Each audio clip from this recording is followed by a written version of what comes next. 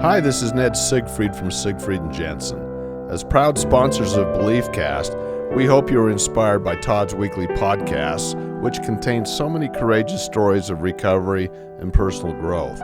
Remember, it's not what happened in the past that matters, it's what happens in the future. We invite you all to work hard and be optimistic about your future. Enjoy today's podcast. Welcome back, everybody. This is Todd Sylvester with the Todd Sylvester Inspires BeliefCast. Thank you for tuning in once again. I love you guys. Thank you for all your support. I'd like to thank our sponsors, Siegfried and Jensen, Wasatch Recovery, and Veracity Networks. Guys, I can't tell you how much it means that you guys believe in me. Thank you for tuning, for sponsoring this, because it's getting the word out to so many people. We are trending on iTunes and Google Play. It just blows my mind. I can't believe that that's where we're at, but it's because we have amazing people come on, and today's no different. Today we're joined by Randy Haveson. Randy, thank you for joining us. Hey, thanks for having me on, Todd. I'm really excited about this conversation. Yeah, me too. We were just talking off air how we have so many parallels about our stories. And so this is going to be a great conversation. A little bit background on Randy. He's a dynamic speaker, life coach, a TEDx speaker where he gave a beautiful talk, which I've seen a few times now and listened to, called Becoming Our Own Best Friend. Fantastic talk. He's a best-selling author. He's written 2 books, The Ego Cleanse, Becoming Your Own Best Friend, and then Party with a Plan. And know the code 0123, which we're going to talk about. He speaks at businesses, colleges, to young kids, adults. I mean, he's all over the place doing good things. He's overcome addiction in his own life, which again, I can relate to that as well. He just is a guy that loves to live. I mean, the biggest thing I get from you, Randy, is you love life. Yeah, I am passionate about living life one day at a time. Yep. And I've noticed that from you. And again, I'm grateful for that. So why don't we start, Randy? Tell us where you grew up and a little bit about your childhood. Sure. I grew up in Los Angeles. Actually, when I was 4 and my sister was 3, we lived in Minnesota. I was born there. And my parents came out from Minneapolis in December to go visit my uncle. And we left and it was 10 below, and we got to LA and it was 73 degrees. And my mom said, "Al, what the hell are we doing in Minnesota?" What are I heard once they said the state bird in Minnesota is the mosquito. Yes. Is that true? It is true. And there are actually 2 types of mosquitoes in Minnesota. There are the kind that fit through the screen door and the kind that can open it. Yeah. Wow. Yeah. So Dad was an accountant. Okay. He dropped out of school when he was a sophomore in college because he was married and was having a kid. So he got a job as an accountant, was really good with numbers. And my mom said, "You can get a job as an accountant in California. Let's move."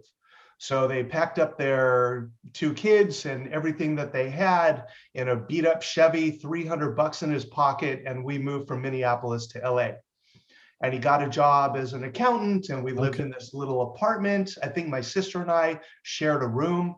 And then my dad didn't like that office, so he worked for another accountant office. And one of his clients was a real estate developer and said, "Al, I'm investing in some real estate. Do you want to go in with me? You seem like a good guy. Let me help you out." And my dad was like, "Oh, I don't know." And my mom said, "I heard investing in real estate in the 1960s is a really good idea, especially in LA." Yeah. So he started investing in real estate, and it started to go really well. And he started to buy buildings with other people and this guy, and he quit his job as an accountant to become the property manager for the properties. And it just continued to grow. And our houses got bigger and bigger. We started going to private schools, and we were going on trips to Hawaii, and all that stuff was kind of thrown at me, and they didn't know how to handle all that. My dad's the epitome of the American dream. Yeah. So as I started getting older, I was disconnected from what I had and who I was. I had no idea who I was, but I thought because I had the clothes and the cars and the cute girls on my arm and the nice houses, that meant that I had worth. So I look now that kind of created the framework for my self-esteem work now, that our society tells us that ego and self-esteem are the same thing. That if you have, a certain points per game, if you have a certain GPA, if you look a certain way, if you, whatever it is, that gives you more worth. So on the outside, it looked like I had everything, but on the inside, I was dying. I had nothing. I compared myself with everybody else, and I always came out less than. I wasn't the best athlete. I wasn't the best academic. I wasn't the best musician. So I always felt less than. And, that mind power type thing, I don't know if you've heard of that before. Yeah. But I grew up with this idea that I was my outside, and that disconnect ate me alive. And I realized, I'm a very sensitive person, and being a sensitive male growing up in the 70s, made fun of, are you some kind of a sissy? Are you a little girl? You want me to buy you a dress? So I was always put down for being more sensitive. You could always tell, my whole life, you could tell what I was feeling by the look on my face. In my addiction days, I could cover that up. But for the most part, it's like you could tell, and people are like, oh, what's wrong with you, little baby?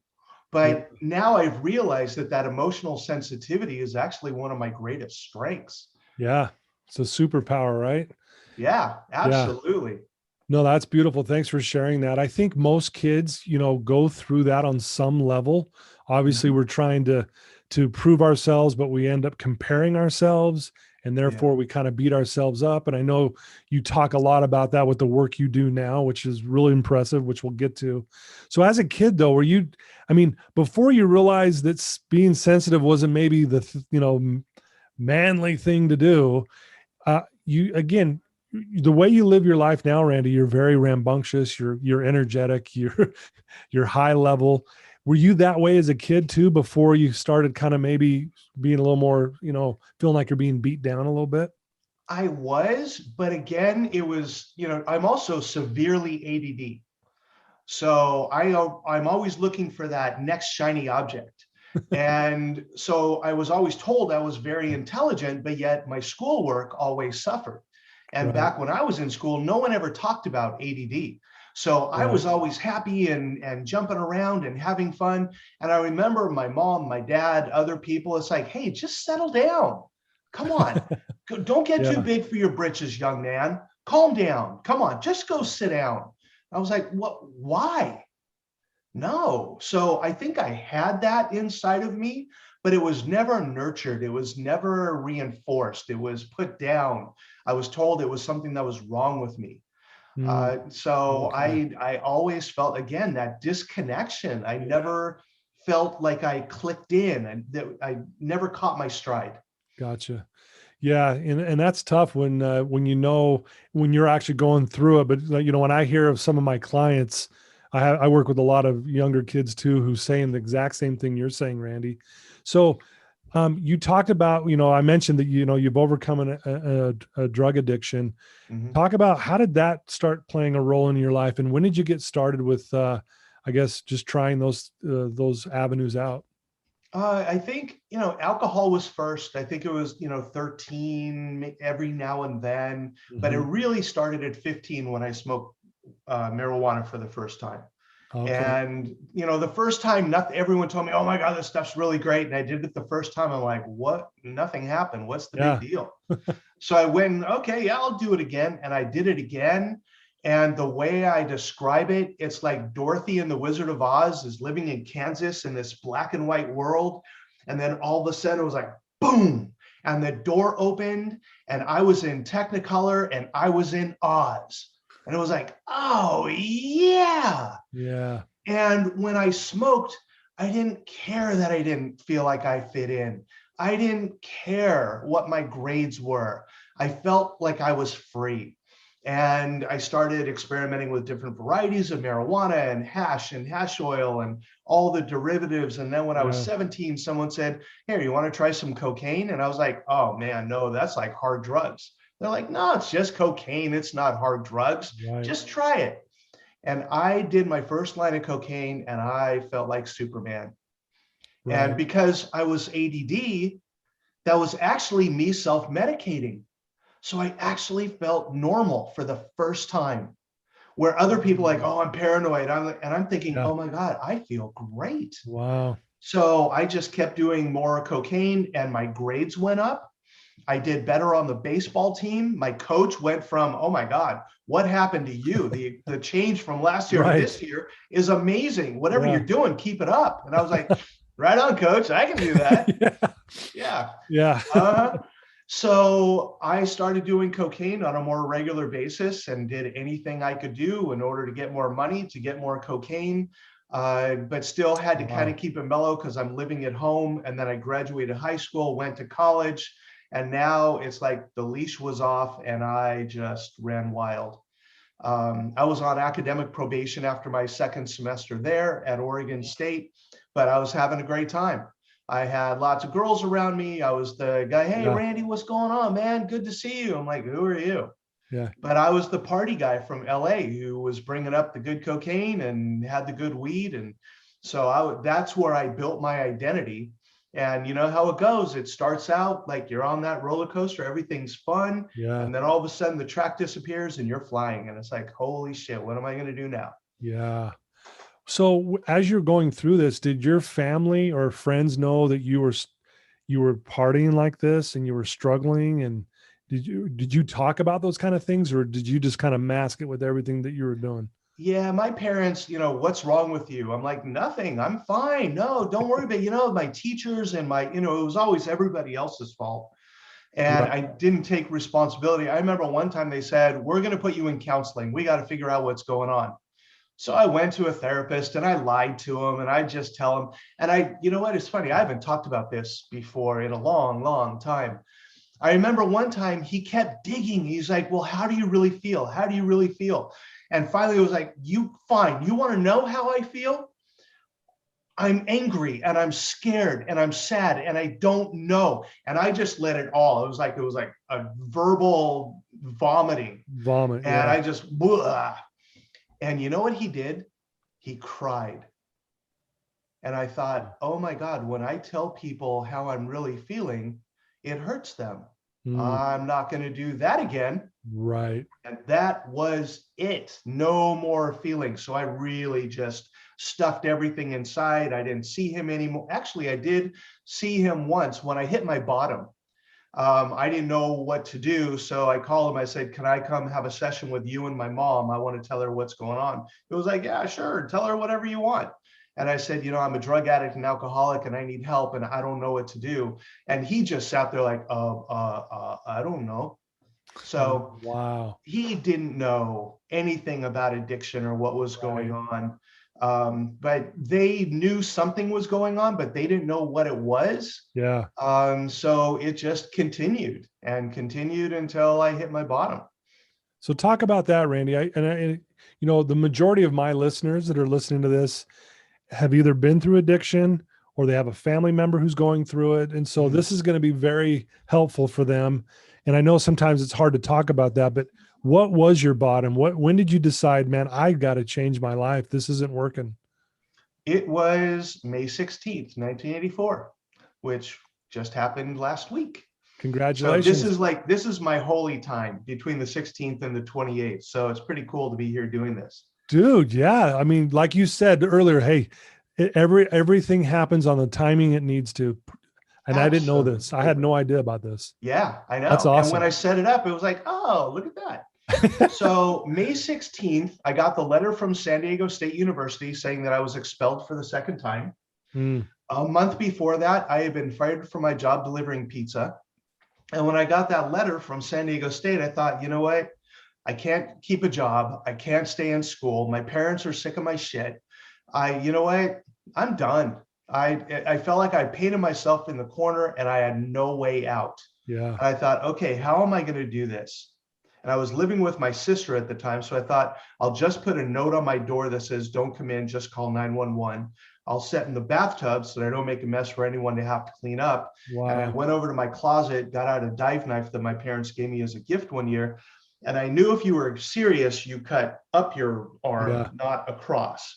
And then I thought, well, can you cut one and switch hands and cut the other? I don't know. And I thought, well, let me just slice open my throat instead in one slice and I'm out of here.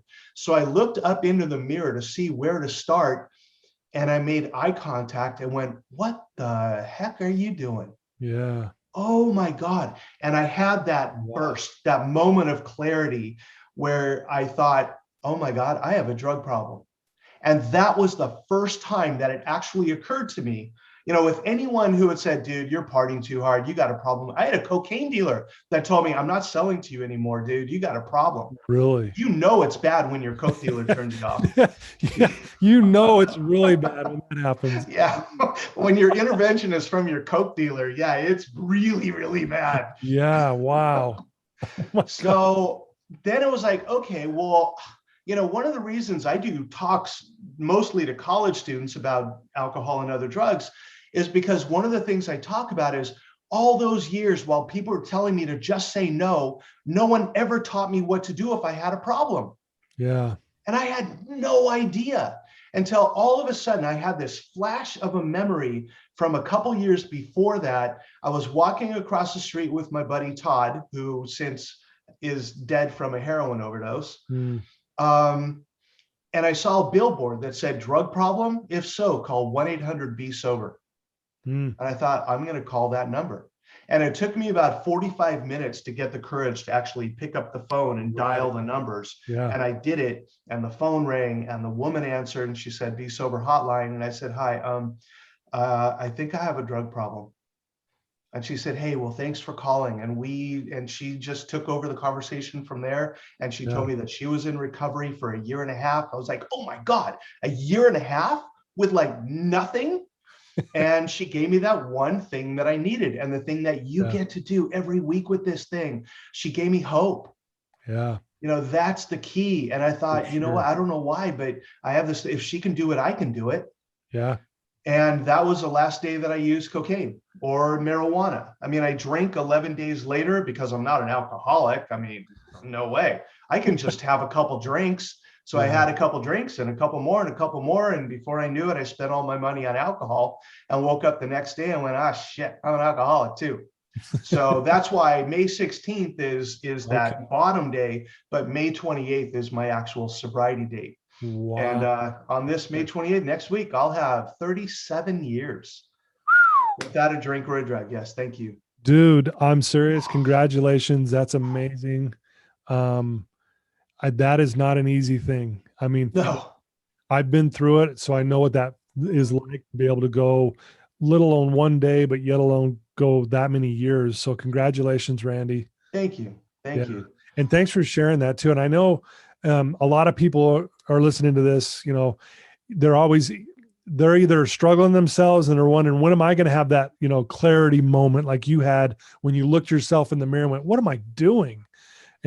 But then they're also wondering, how do I get a loved one who's struggling to have that? I mean, sure, you hear this all the time. Yeah. And that's a tough question, isn't it? Like, what do you say? It's really, really hard. And, part of it is until they're ready, nothing can happen. But I also believe in the power of intervention. Yeah. And to sit down, and what I tell people is, number one, if you're going to confront someone that you're concerned about being an addict or an alcoholic, the number one thing to remember is to never, ever confront them while they're high or drunk. Right. Never, ever do that. That's always going to turn out bad. Never going to go well. Yep. No. And when you do confront them, confront behaviors rather than attitudes. Rather than when you get drunk, you're a real jerk. That's not going to work. But to say, I get scared when you get drunk. And last night you said you weren't going to drive drunk anymore. And last night you drove drunk. Okay. You said you weren't going to talk to me that way anymore. And last night you were drunk and you talked to me that way. Yeah. So confront the behaviors, not the attitudes. Okay. And that tends to go really well. And I also suggest watch the words that you use. Stay away from words like worried. I'm really worried about you, because they're, in their mind, what are you worried about? I'm fine. Look at me. Yeah. So worried doesn't work. The word that tends to work really well is concerned. I'm really concerned about you. You said you were going to take a break from drinking for a couple of weeks, and that was 2 days ago, and you got drunk again last night. Yeah. So I'm concerned that you have a problem, because what are they going to say? Oh, don't be concerned. Right. Yeah. Yeah. That doesn't sound as well as good. So that is a word to use, but just keep talking to, but it's important for people in relationships with those who are addicted to have your boundaries. Yeah. When is it enough? And sometimes you walking away could be the thing that gets them to do something different. I mean, if you're just saying, you got to stop, I'm going to stay, Yeah. but you got to stop, it just becomes a broken record and they're not going to take you seriously. So it's important to take care of yourself too. Boy, I like that. Very good advice, Randy. Thank you for sharing that. That's really Yeah. good. So you have this clarity moment, and then obviously you're doing all these amazing things. You're the founder of the Rise organization, which I want to know more about. You're a guy that loves to have deep conversations. You're a fun guy, obviously. You're energetic, and I love that about you. And you're doing a lot of good. When did you decide, after you got clean, that you were like, you know what, I want to give back. I want to help. I want to write a couple books. I want to speak to people. I want to share my light to other people. When did that all come about? It was not my plan. Okay. If you would have told me 37 years ago that I'd be here today, I would have said, you must be high, and whatever you have must be really, really good. I'd never in a million years did I think I would be here, but I had amazing mentors along the way that I actually listened to. I remember when my sponsor said, why don't you go talk to someone at your college? Maybe now that you're clean, they'll let you back in. I was like, no, they told me they didn't want to hear it from me anymore. They said, well, did that stop you when you were looking to get high? Did you find a way to make it happen? I was like, of course. Okay, well, put that into your recovery too. So I made an appointment with the assistant dean of the College of Sciences at San Diego State University. And I went in and I said, the reason you kicked me out is because I'm a drug addict and I'm an alcoholic. And here's my 60-day chip from Cocaine Anonymous. And my recovery is important to me. And I really want another chance. And she said, I've been doing this for 20 something years. I've never given anyone a third chance until now. I'm going to give you one more chance. You go take experimental psychology. If you get a C or better, I'm going to let you back into the college. I was like, okay, no pressure. Right. And here's how this thing works. Of all the sections of experimental psych, I picked one. I don't know why. Yeah. And I went in the first day of class and the professor was talking about, well, this is what we can expect and this is what you're going to do. And afterwards I went up to her and I said, hey, I just want you to know that I'm on probation and I need a C or better in this class. And I'm going to work really hard to make that happen. I'm in recovery and it's important for me to get back in school. She said, why did you pick this section? I was like, I don't know. I like the time that it was. Okay. I've been in Al-Anon for 25 years. Okay. And I'm going to support you. I'm not going to do it for you. You're going to have to do the work, but I will support you through this process. And that's been the song of my recovery. The right people come in at the right time and I see the signs and I don't ignore them. My therapist, I just sent him an email today, said, hey, happy anniversary. 37 years ago, yesterday, we had our first session with each other. And we're still in contact with each other today. And I would watch these people at meetings and I wanted what some people had, but not others. I'd watch the guy with 20 years sitting in the same seat, drinking a barrel of coffee at 8 o'clock at night, talking about how spiritual he was and quoting the same phrase from the big book over and over and over. I'm like, you know what, dude? I do not want what you have. And that's when I realized that there was a difference between being sober and being in recovery. Yeah. Being in recovery is really taking a look at who you are, what you've done, like going in depth with those 12 steps to figure out who you are, where you fit, what you're about. And I dove deep and I did the work. And today I like to say I'm in recovery. And I've had moments where I'm barely sober and barely hanging on, but I just keep walking. It's like Dory in Finding Nemo, just keep swimming.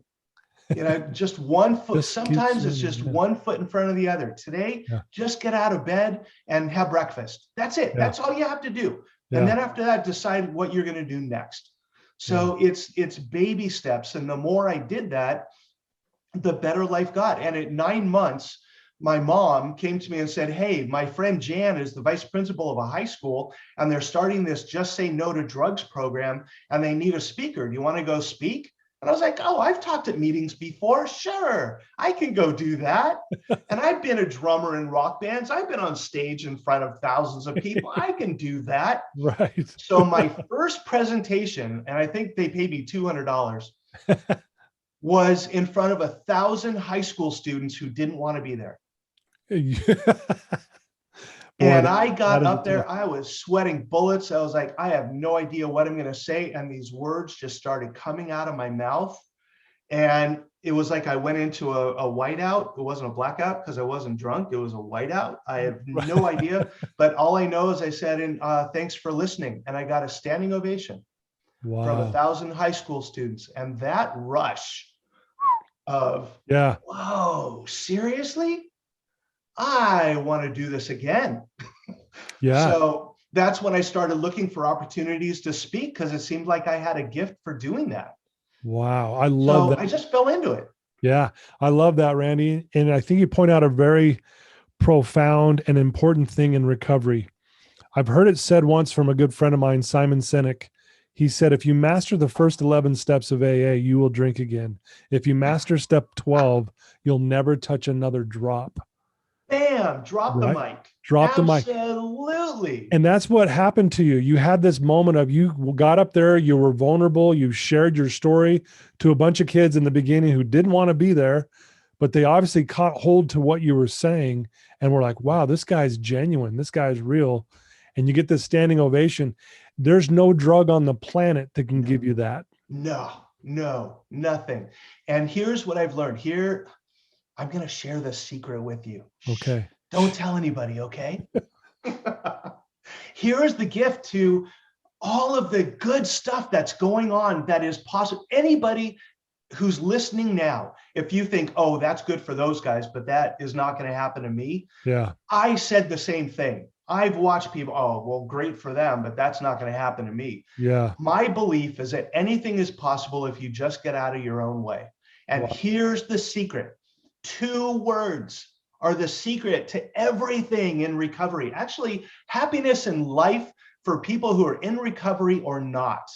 And that's gratitude and service.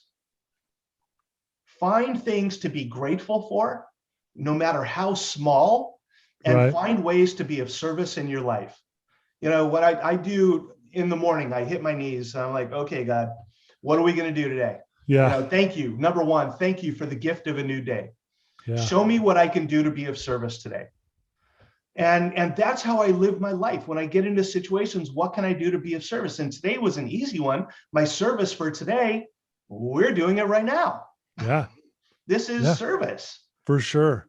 And there are other little ways around I met someone today who works with foster kids. I'm like, how many foster kids do you work with? She said, usually 20 at a time. I said, can I give you one of my books for each of the kids? I mean, I'm happy to donate 20 books to you. She's like, oh my God, really? Of course. Yeah. Why would I not do that? So I look for ways, no matter what's going on, to be of service. You know, one of my favorite things when I live here in Orlando, I go to Disney a lot. I'm a huge Disney fan. One of my favorite things to do is when I see a family taking a photo and mom is taking a picture of dad and the kids, or dad's taking a picture of mom and the kids. Now I go up to him and say, you know what? I'm vaccinated. Can I take a picture of all of you so all of you can be in the picture? Yeah. Like, oh my God, thank you. So this is going to be the only picture we have in 3 days of all of us together. Yeah. That's being of service. Yep. You know, it's not, I'm going to go work half a day at Habitat for Humanity. I'm going to go work at a food. I mean, you can do those kind of things, but service can be holding a door open for someone. Someone looks like they're having a rough day. And it's like, hey, how you doing today? So service is a really simple thing. And when we can live with that, you know, I'm always looking for ways to be of service and looking for ways to find gratitude. Oh, I have so many things to be grateful for today. Yeah. And when I can focus on that, rather than, oh, here are the things that are not going well in my life, right? You know, where I put my mindset, oh, like that poster on the wall behind you, mindset, it's about service and gratitude. And if you can live that way, you'll never be miserable another day in your life. I mean, you'll Wow. have bad days. I have bad days. I have like Sure. 12 bad days a year. Yeah. And I allow myself to have them. Yeah. And when it bugs me, people, oh, you seem like you're in a bad mood. Cheer up. I'm like, today, I don't want to. I'm going to be miserable today. Right. Yeah. Just allow yourself to be wherever you're at and what you're doing without saying, oh, I need to be something different. I need to be this, or I want, nah, just allow yourself to be human. Wow. I love it. I love that, Randy. And yeah, the two words, gratitude and service. Couldn't agree more. I love that. Such good advice, Randy. Real quick, I'm gonna do a little segue. Why do you love theme parks so much? Why do you love Disneyland so much? Oh, really? How much time you got? I'll do the shortened version for you. Okay. So when I got sober, my therapist, Charlie, at about 6 months, he said, you need to learn how to have fun sober. I'm like, dude, what are you talking about? I don't know what you mean.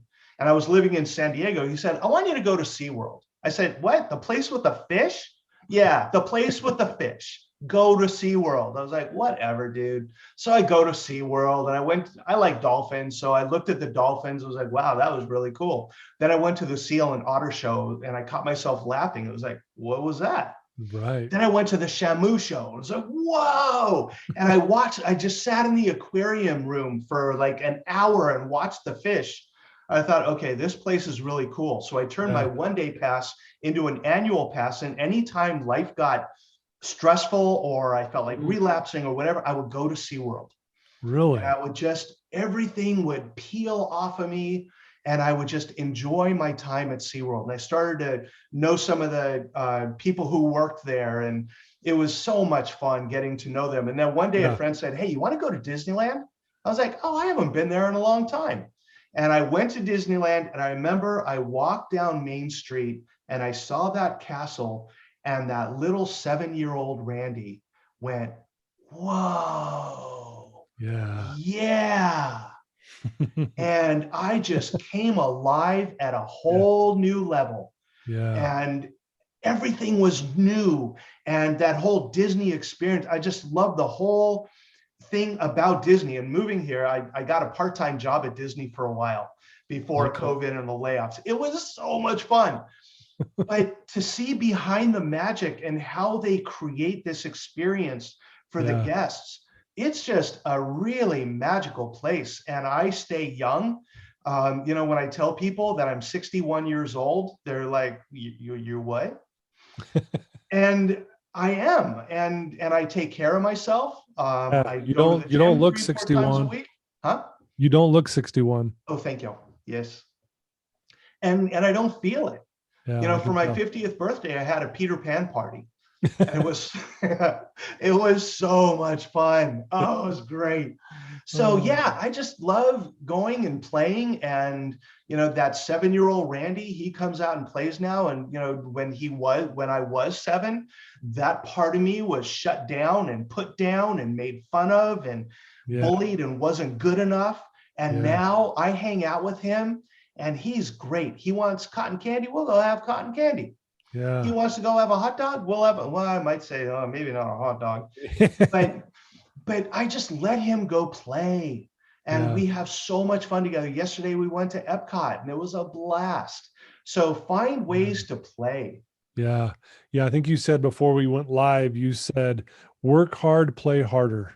Yep. That's my motto. That's your motto. And, you can see it too. And when you're doing your speaking events, even in the stuff you write, I mean, you can feel that and you can see that coming from you, that you just, again, you're, for lack of a cliche term here we go, you're high on life. Yeah. You really are. Thank you. And I'm glad you see that. But it's true. Yeah. And when it came to writing my book, being as ADD as I am, sitting down and writing a book is pretty much impossible. But I found a ghostwriter. I'm a believer, if you're not proficient at something, find someone who is to help you. Yeah. The recovery process is about learning how to ask for help. We don't have to suck it up and do it on our own. You do not do recovery on your own. It takes a village. Yep. And I hired a ghostwriter and I said, the most important part about this is I want the book written in my voice. Yeah. So that if you know me, when you read the book, you're going to hear me reading it to you. Exactly. And there are punctuation mistakes, and there are probably grammatical things that aren't 100% right, but it's a book about self-esteem, and self-esteem is not perfect. So my Yeah. book is not perfect, and my presentations are not perfect, and who I am is not perfect, but it's about enjoying the parts of me that I like and looking at, well, okay, that's an issue. Do we want to work on that or not? And sometimes it's like, nah, I don't want to do that yet. But other times, yeah, I think it's time to take a look at that. Yeah. So it's about kind of reveling in your smallness and just being okay with the imperfect you. Yeah. I love that. You gave a really beautiful talk, a TEDx talk calling Becoming Your Own Best Friend. And in there, you were talking about some words that we should stop saying. And one of them was the word can't. Oh, The other one was, absolutely. the other one was should. Mhm. And the other one was I'll try. Oh, that So talk, word is like fingernails on a chalkboard to me. yeah. So let's focus on the I'll try, because I hear that a lot. Hey, I'll try and do that. Hey, I need you to be on time tomorrow, Randy. Oh, I'll try. Right. Why is that you called it a lie? Yeah. I Trying thought, is wow. lying.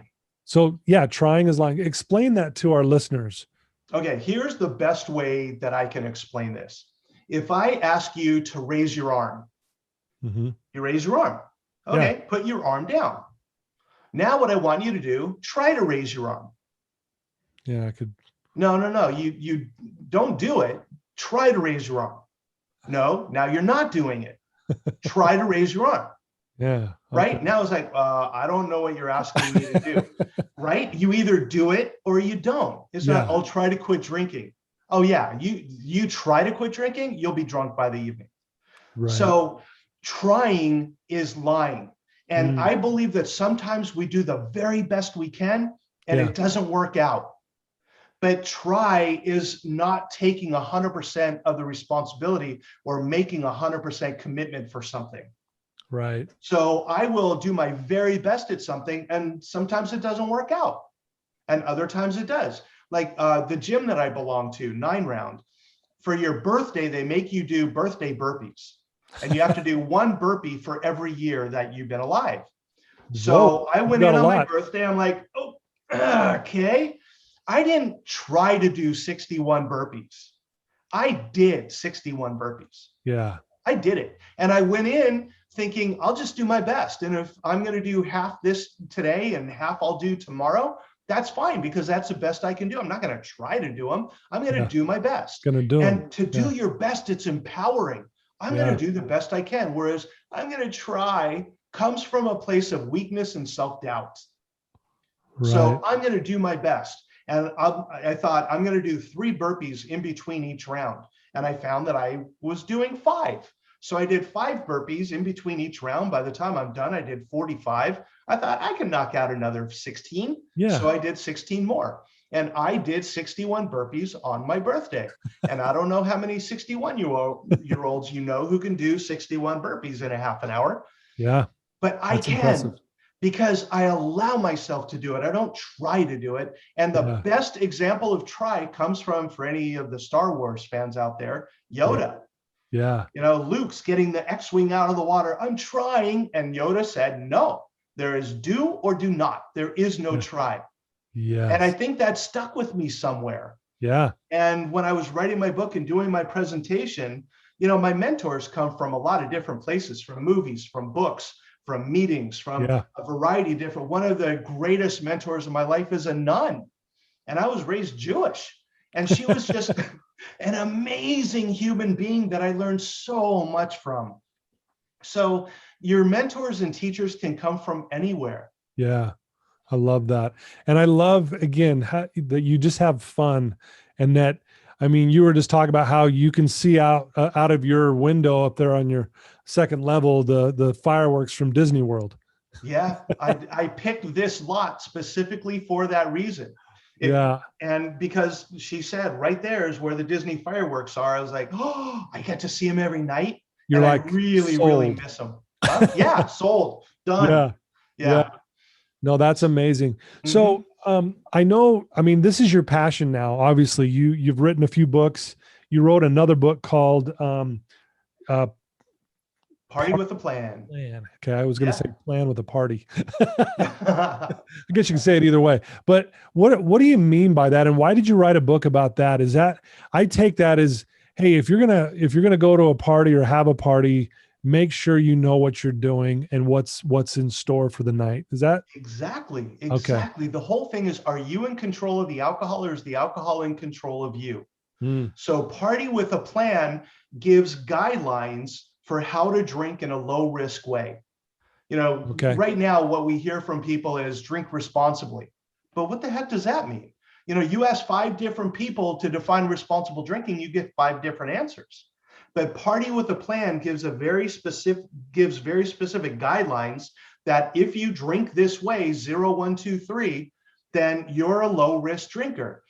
But the challenge that I put out there, if you do your very best to do the low risk guidelines and you're not able to do them, you have an alcohol problem. Mm, So it basically is going to tell someone if they do have a problem or not. If you're not able to stick to the 0, 1, 2, 3, then you have a problem. And again, the 0, it means that if you have to drive, if you've been sick, if you have a low tolerance, if you're in recovery. yeah. One of the things I put this in the book, and I'm very, very specific about this, because I've had people in recovery say, oh, you're telling me that if I'm an alcoholic, that I can drink this way and I can drink again. It's like, you've already proven that you can't. Right. You have attempted to be a low risk drinker. You failed. Yeah. So no, this is for people. If you're in recovery, then your option is 0 at all times. Yeah. I'm not going to mess with the 1, 2, 3 part. 0 is the low risk guideline for me. And I've had people say to me, well, it's been 36 years. Don't you think you could go have a drink now? And what I tell them is, you know what? The dragon is over there in the corner. Yeah. I don't know if he's dead or just sleeping, but I don't want to poke him to find out. Right. I just let him be, because Yep. I do not want him around anymore. It just causes so much destruction in my life that I just let the dragon be there. Why go poke him? Yeah. So Wow. 0 is the option. But for people who don't have a problem, see if you can do the 1, 2, 3. The 1 is no more than 1 drink per hour, meaning a 12-ounce beer, a 5-ounce glass of wine, or a 1-ounce shot in a mixed drink, no more than 2 times a week, and no more than 3 drinks anytime you go out. Mm, And I talk to college students about this a lot. And I'm like, here's the 0, 1, 2, 3. And if they say, well, if I'm only going to have 3, why bother? It's like, okay, well, that's a statement of someone who is drinking in a high risk way. Yeah. So don't you want to find out if you have a problem or not? Do the low risk guidelines for 30 days. If you could do it for 30 days, the chance of having a problem are much less. Yeah. Very well said. And it sounds like a very interesting book there. Mhm. I know, you have a lot of things you live by. And one of the things that I caught from, doing my research on you, Randy, and again, I love everything that you do. You talk about how we can overcome anything that life throws at us. Yeah. And one, I want to say, why do you believe that? And maybe speak to the one person right now who's listening to your voice, who's in that dark space going, I don't know how that's even true because I am stuck here. Oh. You're stuck there at this moment, but it is not for the rest of your life. Do one thing today that is going to help you get out of that space, whether it's calling a hotline, reaching out to a friend, writing in your journal, going to a meeting, anything different from what you've been doing. Just one small step. I watch people, New Year's resolutions are such a setup for failure because I'm going to lose weight and I'm going to exercise more. I'm going to do this. I'm going to tell them blah, blah, blah, blah. And they set up 20 things to do. And then one of them doesn't work and they just, forget it. I'm not going to do any of it. Right. Yeah. So find one small thing that you can do. Reach out, send someone an email. Every email that I get, I respond to. Randy@randyspeaks.com. Send me an email. I will respond to it. I promise you that. It might not be that day or in an hour. It might take me a couple days to get to it, but I answer every single email that I get. And I do this every time I do a presentation, I could speak in front of 3,000 people and I give them my email address and I say, send me an email, whatever I can do to support you. I am happy to do that because the way I look at it, every day is a gift. I should have been dead 1,000 times. So the fact that I'm alive today is because there's someone out there. There might be someone listening to your show for the first time that really resonates with what you're saying. They're like, wow, I need to reach out to this guy. So you never know, who it is or when it's going to be. But if I can be that support person for someone, I'm happy to do it. Wow. I love that. Very well said. Beautiful. So what's on the horizon for you, Randy? I know you're already doing a lot of things right now. Do you have any big plans moving ahead, or is it just, are you taking life as it comes? What are you doing? It's funny you say that, Todd. I was talking to a friend of mine who said, you know what, it would be really great if you could teach this stuff to kids, if you could teach them about self-esteem, that it's not about how many likes they get. You ask a kindergarten class, how many of you can draw? And every hand goes in the air. Oh, I can draw. I can draw. How many of you can sing? I can sing. I can sing. But you go into a group of sixth graders and say, how many of you can sing? And everyone kind of looks around at everyone else. Can anyone sing? What changes? And I think it's because our self-esteem is pounded out of us. So they said, you need to do this for kids. And then the next day, someone said, hey, I just found out a friend of ours is doing a whole course on how to set up a curriculum to turn your book into a school curriculum. And I was like, oh, that's interesting. So I looked into it and I signed up for it. So I am in the process right now of writing a curriculum for the Ego Cleanse. Nice. And my thought right now, and it could change, but I'm thinking I want to do it for 1st grade, 7th grade, and 10th grade. Okay. Because each of them is at a different developmental stage. So to write a curriculum to teach them how to become their own best friend and to turn off that critic in their head, or at least identify when the critic is the volume starting to turn up, so we can go, oh, I don't want to talk to myself that way. And I think if we can raise the self-esteem of kids, then we lessen bullying, drug abuse, cutting behavior, all these self-harm type behaviors and bullying happens when ego takes control instead of self-esteem. I need to show you that I'm better. On the inside, I feel like I'm dying, so I'm going to hurt myself even more. But people high in self-esteem don't get drunk. They don't bully other people. They don't engage in self-harm behaviors. So I want to work with kids, and I want to also teach parents how to work with their kids to raise their self-esteem, because that's the thing I hear most often from parents. How can I raise the self-esteem of my child? And I'm going to say it's really, really simple. It's not easy, but it's simple. Raise your own. Love it. You need to work on yours, and they will see that. But you cannot teach your child calculus if you don't know calculus. So I'm going to have a whole section on the website for the curriculum for parents on how giving them the tools. Here are things you can do to reinforce to your kid how to raise their self-esteem. But the underlying thing is to help them raise their own. So I'm in the process of writing my curriculum right now, and we'll see how many schools want to get involved with teaching their kids about self-esteem. That's exciting, man. That is so cool that you're doing that. Again, very well needed too, and especially with today with social media and the way that takes over kids' minds. And it's a scary thing that's going on right now in this country, in the world. And so I'm glad to hear that there's people like you who are creating these programs that can make a difference. Beautiful. And also, just to let you know and let your audience know, I have my self-esteem workshop that I do in front of audiences. I put it on the web, and at first I was selling it for like $20. And then I thought, you know what? There's so many people suffering out there right now. I just made it free. Oh, wow. So for anyone who wants to hear my self-esteem workshop, it's on my website, randyspeaks.com. So you just go to the homepage and click on the workshop button, and there it is. Wow, that is so cool. That was going to be my next question. If someone wants to reach out to you, Randy, ask you a question, get your books, obviously the workshop you just mentioned, they would go to randyspeaks.com. And then how can they follow you on social media? Oh, okay. I don't like social media. I'm an old guy, I'm with you. Yeah. I'm old school, just like you. Yeah, I mean, on Facebook, I have an ego cleanse page where if people ask questions, but Yeah. I will admit I'm not the best at checking it all the time. Right. I do have a Twitter, but I check that even less. Social media is not really the best way to Right. I'm an email guy. Okay, cool. Old Yeah. school email. I love it.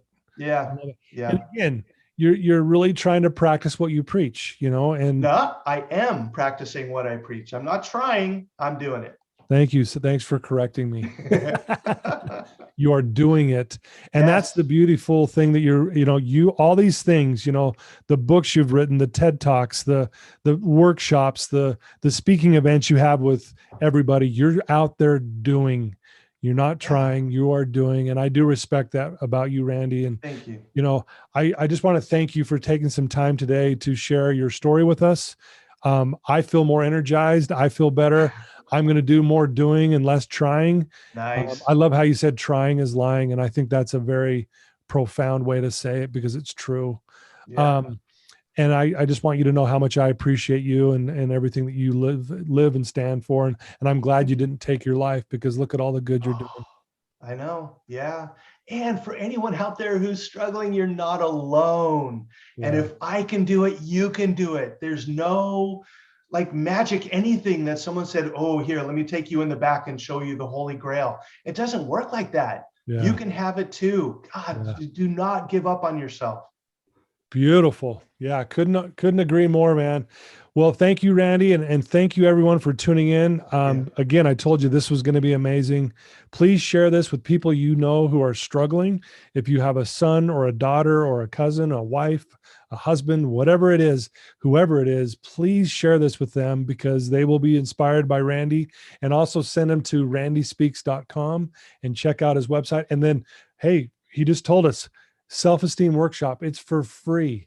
He can charge way more than $20. You could charge way more for it, but he's going to allow us to look at it for free. Please check it out. I'll put it in the show notes so you have that as well, and we'll go from there. But thank you for tuning in again, Randy. Thank you for your time today. Oh, thank you so much, Todd. This was as much fun as I thought it was going to be. Awesome. Same here.